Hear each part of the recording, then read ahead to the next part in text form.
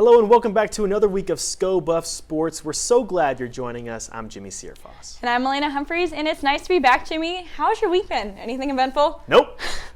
Our women's basketball team traveled to Corvallis, Oregon Sunday and defeated the Oregon State Beavers 67-48. The game was never really close as Colorado jumped out to an early lead and never really let go. Quay Miller finished with a double-double, notching 15 points and 19 rebounds. Jalen Sherrod had 15 points of her own in the conference win. And the Buffs are now ranked 25th in the nation. They're going to take on Washington State here in Boulder at 7. As for the men, they were at home last weekend. The Sko Buffs team caught all the action, and Harris Simeon has the lowdown for us.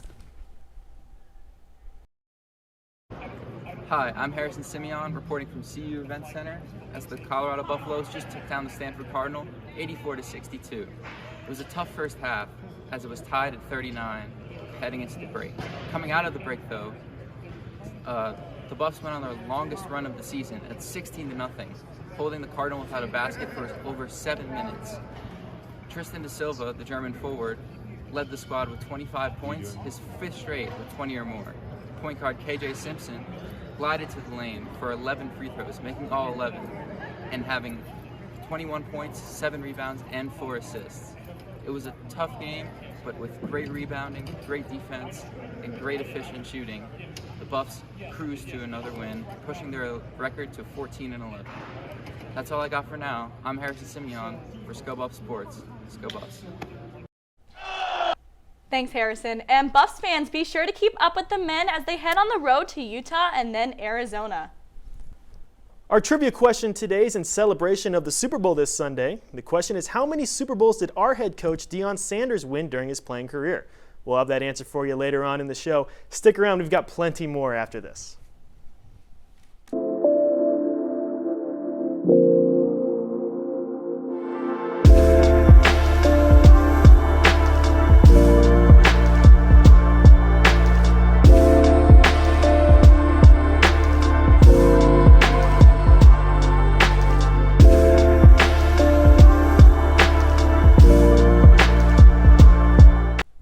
Welcome back from the break. After splitting a home-and-home series with Colorado State, the Buffs women's club hockey team will be fighting for their playoff lives versus the University of Denver this weekend.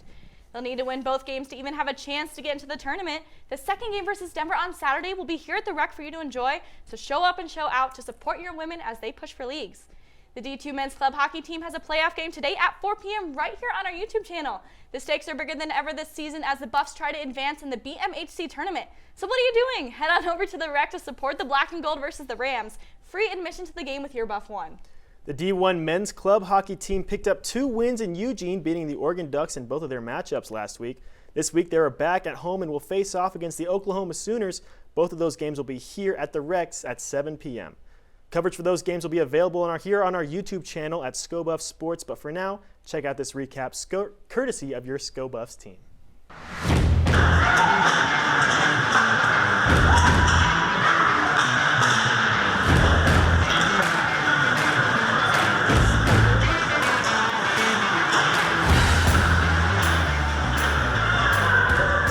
Give me a few thoughts on the game thus far. I mean, it's pretty fun to watch. My siblings played hockey, so I've been to a lot of hockey games, and I really enjoy watching them. And the two teams with the rivalry and everything, they both seem like they want to win. Let's go Buffs! What's up, Buff fans? It's Cindy Pulitzer here, reporting live from the CU Rec Center as CU is currently trailing 1-3 after the second period. CU is slowly getting a little bit frustrated as CSU has been controlling the puck for most of the periods. However, there was an early goal by Emily Henderson for the Buffs, and now they are slowly getting their offensive momentum. Hopefully they will be able to catch up at the third period. I'm Cindy Pulitzer, Sko Buffs. How's the game been thus far? What are your current thoughts? They need to score more. What do you love most about our Buffaloes? That's kind of hard because they're not in the lead right now. A disappointing loss for the CU Buffaloes after losing 2-5 against the CSU Rams. Unfortunately, CU wasn't able to get their momentum offensively as CSU was able to control the puck for the majority of the game. With a late goal scored by Claire Farla, it was not enough for CU to catch up to the CSU Rams. In the meantime, I'm Cindy Pulitzer reporting live from the CU Rec Center. can I get a big Sko Buffs from you? Sko Buffs! Thank you. Our women's lacrosse team has entered the 2023 season ranked number 25 by the Intercollegiate Women's Lacrosse Coaching Association. The lacrosse team had their first matchup of the season in Nashville, Tennessee against Vanderbilt. Unfortunately, the Buffaloes fell 11-10 to the Commodores earlier this afternoon. Colorado continues their road trip in Louisville, Kentucky against the Cardinals this Sunday at 10 a.m. Mountain Standard Time. Our women's basketball team is once again ranked, but it has been argued by some that this ranking is long overdue. James Burley has more in this week's Buff Banner. Howdy, howdy. I'm James Burley, bringing you this week's Buff Banner. Let's jump right in. CU women's basketball rolled to a 19-5 record last weekend. It was an impressive road trip in Oregon for the Buffs. Their dominating fourth quarter against the Ducks in Eugene carried over to Corvallis as the Buffs trounced Oregon State. The wins propelled CU back into the top 25 in the AP poll for the second time this season. They previously fell out after their disappointing loss in the keg to USC in Week 13. It was a strong gesture from the voters. Some would say a disrespectful one.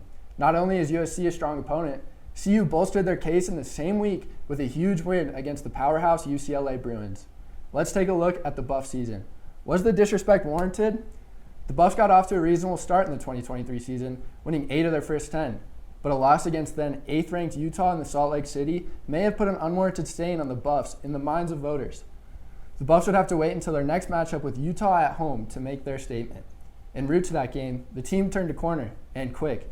They won their next 5, outscoring their opponents by nearly 80 points overall. They then beat Utah, beat Arizona, beat UCLA. Throughout a brutal January schedule, CU pulled out 3 top 25 wins. The 14-3 Buffs were still not respected by the voters in the Week 11 poll. Instead, they decided that the likes of the 13-5 Oregon Ducks were more deserving. 0-4 in top 25 matchups, by the way. Following the Buffs' instant classic against UCLA, here's what senior center and Buffs leading scorer Quay Miller had to say about earning their respect. In these games, prove yourselves that you can play with really good teams. Yeah, I think it's just a respect thing. Like T was saying before our game, like we've not only earned this respect, but we deserve it. Like I don't know why, if anyone is counting us out, like I think that we're proving to teams that like we really can compete with anybody, especially on our home floor. Like it's a pride thing, and we own what we wear across our chest. So we really take it personal when teams try to show up and try to win against us on our team, on our court. Like, it's just not something we're going for. Opponents have come to terms with the fact that they have to respect the Buffs on the court. It's about time the rankings reflect that. The Buffs have some work to do on the road. They've lost to the rolling Stanford Cardinal and Utah away from Boulder. Their 8-4 record is the one mark on their resume they must improve. Pulling out a top 25 win on the road will certainly bolster that resume. Their next opportunity to do so will be in February 19th against U of A. Expected to be a showdown. Thanks for listening to Buff Banner. I'm James Burley, sending you back to the desk. Since Prime has stepped foot in Boulder, there have been more than a few changes both on and off the field. And the most recent off-the-field change has been in the football recruiting lounge. That's the room that's in the Champion Center and serves as a first impression for CU recruits. It's gotten quite the facelift. It now features new walls, furniture, and an all-around new energy to it, similar to what the entire football program has felt in the last few months. Coach Prime also has updated his office to now feature a wall of his own sayings and the kind of carpet that you constantly have to be cleaning with a vacuum. And you know he loves cleaning it with that vacuum. Well, I'm glad it's him and not me. We've got more upcoming news after the break.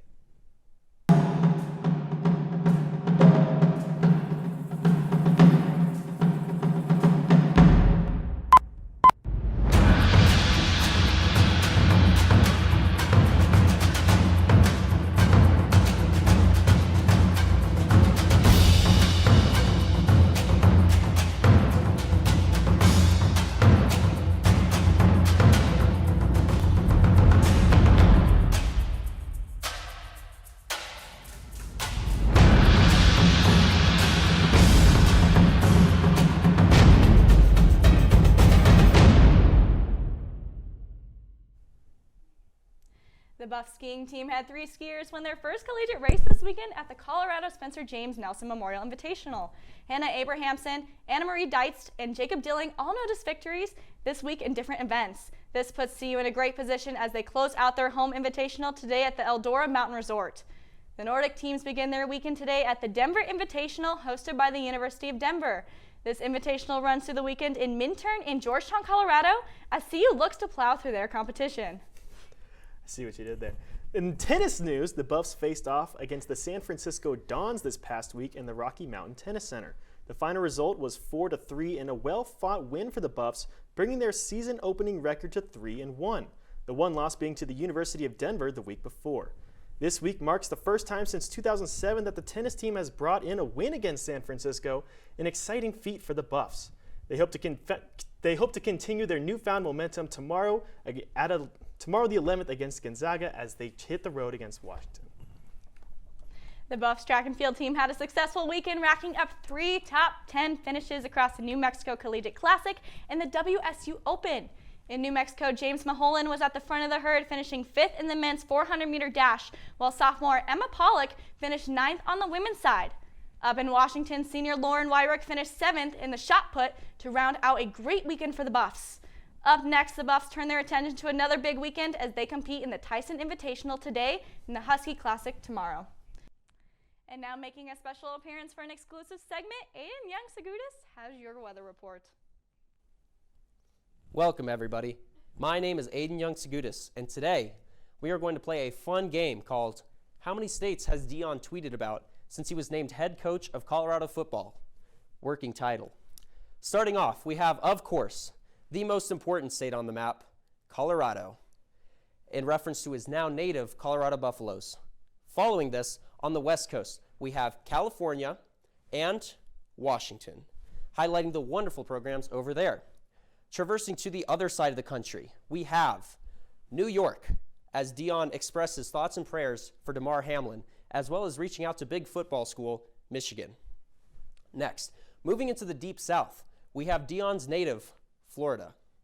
Heading north, we venture into the Peach State, as well as Mississippi, which is, of course, home to Coach Prime's former Jackson State Tigers.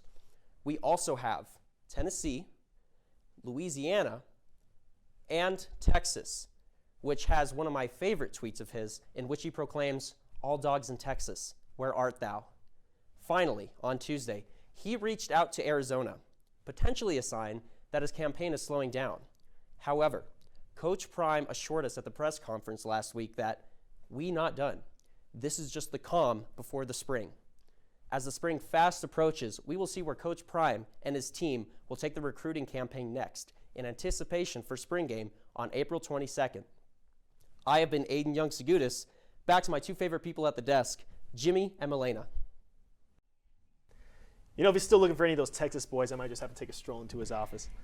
Jimmie, you know he's not talking about you, right? Well, you know my mom thinks I'm a 5-star recruit. We'll have more for you after this break when we have Rapid Fire. Stay tuned. Who's the biggest Buff fan here? Me! That guy. Sko Buffs. Go Buffs, baby! We're all about the Buffs! Sko Buffs! They can't contain us. We're the best. We can't be stopped. Sko Buffs! Sko Buffs! Sko Buffs!